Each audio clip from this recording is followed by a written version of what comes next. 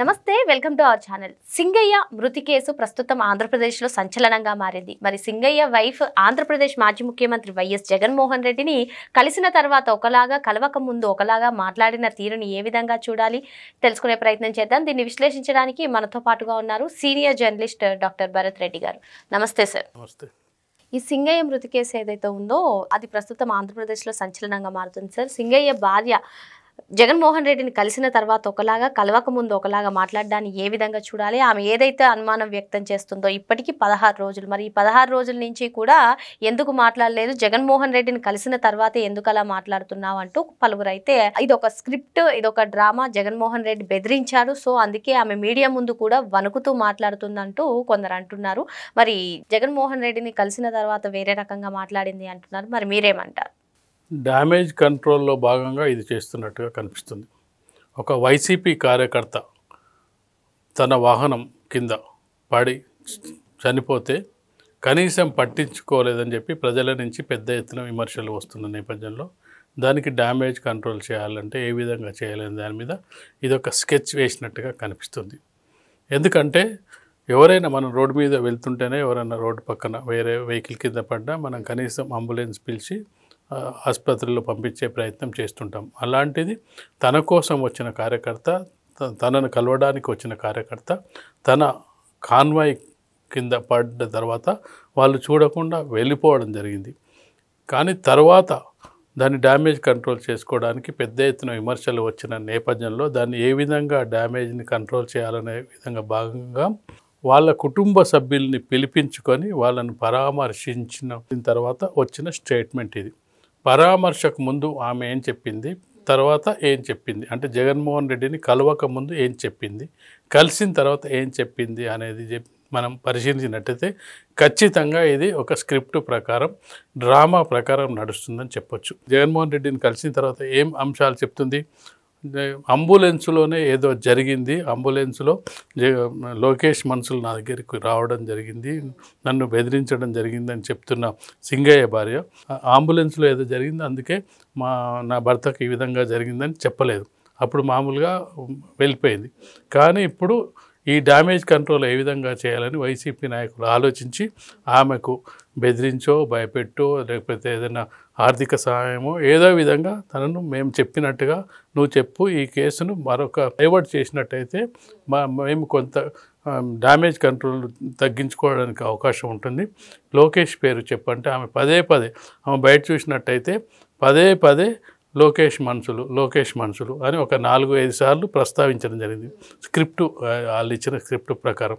అయితే ఇక్కడ గమనించాల్సిన అంశం మనొకటి ఏంటంటే జగన్మోహన్ రెడ్డి ఒక పాలసీకి విరుద్ధంగా వెళ్ళడం జరిగింది. జగన్మోహన్ రెడ్డి ఎవరైనా చనిపోతే పరామర్శించడానికి తనే వెళ్తాడు, ఆ రోజు వెళ్ళకపోయినా సంవత్సరానికైనా తనే వెళ్తాడు. అసలు కాంగ్రెస్ పార్టీతో విభేదించి వెళ్ళిందే ఆ ఒక్క కారణంతో. రాజశేఖర రెడ్డి మృతి వల్ల చాలామంది రాజశేఖర రెడ్డి అభిమానులు తట్టుకోలేక మృతి చెందారు అనే దీనికి ఇంటింటికి వెళ్ళి ఓదార్పు యాత్ర చేస్తాను అంటే సోనియా గాంధీ అంగీకరించలేదు. ఇది ఒక రాజకీయ యాత్రలాగా చేస్తున్నావు, నువ్వు ఎవరైతే మృతి చెందిన కుటుంబాలు ఉన్నాయో వాళ్ళందరినీ పిలిపించి పార్టీ ఆఫీస్కి పిలిపించి నువ్వు చేయాలనుకున్న ఆర్థిక సహాయం చెయ్యి అని చెప్పి తను ఒక డైరెక్షన్ ఇవ్వడం జరిగింది. కాదు, ఇది సంప్రదాయం కాదు, ఎవరైనా చనిపోతే వాళ్ళ ఇంటికి వెళ్ళి పరామర్శించడమే తెలుగు సంప్రదాయం అని చెప్పి సోనియా గాంధీకి చెప్పి తన పాదయాత్రను కంటిన్యూ చేసి.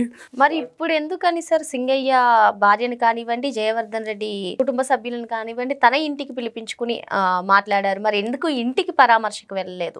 ఇక్కడే రాజకీయం. ఎక్కడైతే డ్యామేజ్ అయిందో, సింగయ్య చనిపోయినప్పటికీ పట్టించుకోలేదు, కాన్వాయ్ వెళ్ళిపోయింది, కనీసం మానవత్వం కూడా లేదని చెప్పి పెద్ద ఎత్తున ప్రజల్లో నెగిటివ్ వస్తుంది, ప్రజల్లో విమర్శలు వస్తున్నాయి. దీన్ని తగ్గించాలంటే ఏం చేయాలి, ఆమెతో ఏదో ఒక స్టేట్మెంట్ ఇచ్చాలి. స్టేట్మెంట్ ఇవ్వాలంటే ఇప్పుడు ఆమె ఇంటికి వెళ్ళాలి. ఆమె ఇంటికి వెళ్ళడం అనేది ఇప్పుడు జరిగే పని కాదు. పోలీసులు అనుమతి ఇవ్వాలి. ఇటీవల చాలా అతను పర్యటన చేస్తున్న సందర్భంగా చాలా రచ్చ అయింది, చాలా పర్యటనలో ఇబ్బందులు ఎదుర్కొన్న కొందరు ఇంకా కొన్ని అనుమానాలు వ్యక్తం చేస్తున్నారు సార్. వాళ్ళ ఇంటికి వెళ్తే ఆమెను బెదిరించడానికి కుదరదు, సో నేను చెప్పినటువంటి స్క్రిప్ట్ ఇవ్వడానికి కుదరదు, సో అందుకే నేను తన జగన్మోహన్ రెడ్డి ఇంటికి పిలిపించుకుని ఇటువంటి స్క్రిప్ట్ అంతా కూడా రెడీ చేయించి ఆమెను బెదిరించారు. ఈవెన్ లిక్కర్ స్కామ్లో రాజకేశ్ రెడ్డి వ్యాఖ్యలు కూడా మనం విన్నాం. నేను నిజం చెప్తే ఈ రోజు నా పని అయిపోతుంది అన్నట్టుగా. సో ఇప్పుడు ఆమె అటువంటి భయంతోనే ఇటువంటి వ్యాఖ్యలు చేసింది. అది కూడా లోకేష్ గారి పేరు మీరు చెప్పినట్టుగానే పదే 10 సార్లు చెప్పిందని చెప్పి కొందరు విశ్లేషిస్తున్నారు. మరి మీరేమంటారు? ఖచ్చితంగా తన ఇంటికి వెళ్ళినప్పుడు చుట్టుపక్కల వాళ్ళు ఉంటారు, జనం పోగవుతారు. ఒక లీడర్ వచ్చిందంటే మీడియా కవరేజ్ ఉంటుంది. మీడియా కవరేజ్లో అంటే ఇంటర్నల్గా ఏం విషయాలు చెప్పదలుచుకుంటూ చెప్పే అవకాశం ఉండదు. తన ఇంట్లో అనుకో మీడియాకు అటెన్షన్, మీడియాను లోపలికి అనుమతించే అవకాశం లేదు. ఏదో విజువల్స్ వీడియోస్ తీసుకొని బయటకు వెళ్ళిపోమని చెప్తారు. తర్వాత వాళ్ళు మాట్లాడాల్సింది మాట్లాడి బయటకు వెళ్ళి ఇది చెప్పమ్మా అని చెప్తారు. కాబట్టి అంటే 4 గోడల మధ్య జరిగే సంభాషణ ఏ విధంగా చేయొచ్చు అంటే జగన్మోహన్ రెడ్డి ఇంటికి పిలిచినట్టయితేనే 4 గోడల మధ్య సంభాషణ ఉంటుంది. అదే ఒకవేళ తన ఇంటికి వెళ్ళినట్టయితే అది ఓపెన్ ప్లేస్ అవుద్ది. తన సొంత ఇల్లు అయినప్పటికీ ఆ ఇంట్లోకి వెళ్ళినప్పటికీ అక్కడ ఆ గ్రామ ప్రజలు వస్తారు జగన్మోహన్ రెడ్డి చూడడానికి, మీడియా కవరేజ్ ఉంటుంది. ఆ సందర్భంగా ఆమెకు ఏం చెప్పాలి, ఏం చెప్పించాలనుకున్న విషయాలు చెప్పించలేరు. కాబట్టి ఖచ్చితంగా తన పాత్రకు విరుద్ధంగా ఎవరైతే చనిపోతే పరామర్శకు వెళ్ళే గత రాజశేఖర రెడ్డి చనిపోయినప్పటి నుంచి తను ఏదైతే ఓదార్పు యాత్రలు చేస్తున్నారో సంవత్సరానికి తర్వాత అయినా చేస్తాడు. తను ఇటీవల కాలంలో చేసింది అదే కదా, బెట్టింగ్. అతను కార్యకర్త చనిపోయినప్పుడు 1 ఇయర్ తర్వాత వెళ్ళి పరామర్శించడం జరిగింది.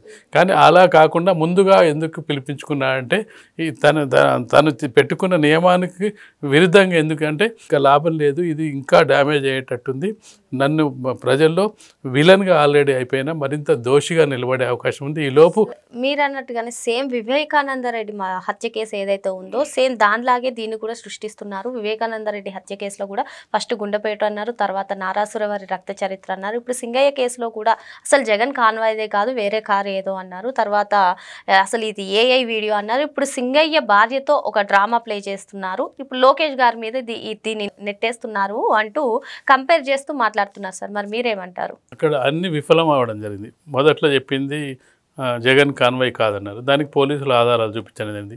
ఏఐ వీడియో అని చెప్పడం, దానికి పోలీసులు ఖండించడం జరిగింది. ఇంకా మిగిలింది ఏం లేదు. కాబట్టి ఏదో ఒక విధంగా సింగయ్య భార్యనే వాళ్ళకి ఆప్షన్, ఇంకా వేరే సాక్ష్యాధారాలు.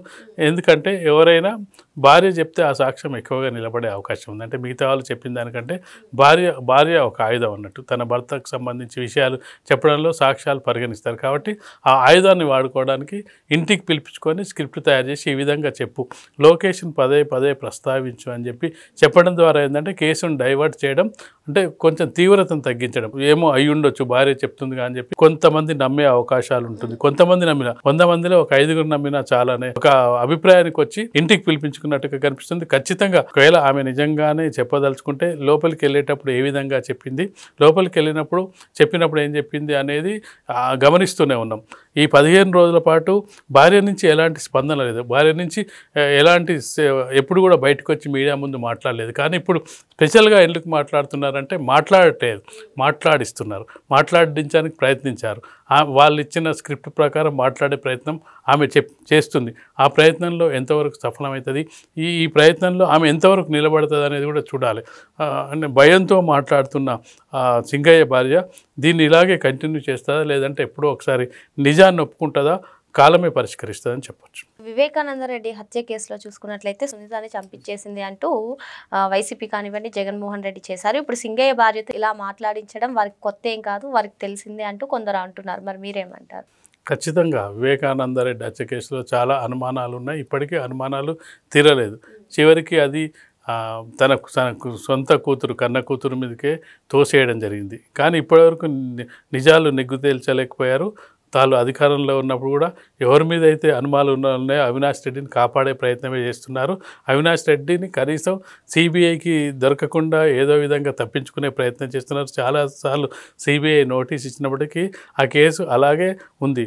చివరికి సునీత ఒక్కతే పోరాటం చేస్తూ ఆ కేసును ఏదో విధంగా ముందుకు తీసుకెళ్తున్న క్రమంలో ఆ సునీత వెనకాల చంద్రబాబు నాయుడు గారు ఉన్నారు అని చెప్పే ప్రయత్నం కూడా అప్పుడు అధికారంలో ఉన్న జగన్మోహన్ రెడ్డి చెప్పడం జరిగింది. దీనికి అంతా కారణం కూడా సునీతను వెంట ఉండి నడిపిస్తున్నాడు, వెనక ఉండి నడిపిస్తున్నాడు అని తోసే ప్రయత్నం చేయడం జరిగింది. తాను సిబిఐతో పోరాడుతుంది, కోర్టుల దగ్గరికి తీసుకెళ్తుంది, ఆ కేసును ముందుకు తీసుకెళ్తుంది. కేసు క్లోజ్ చేయకుండా తను ఒంటరి పోరాటం చేస్తున్న సందర్భంగా దీన్ని కంపేర్ చేసినప్పుడు ఖచ్చితంగా అప్పుడు అధికారంలో ఉండడం వల్ల వాళ్ళు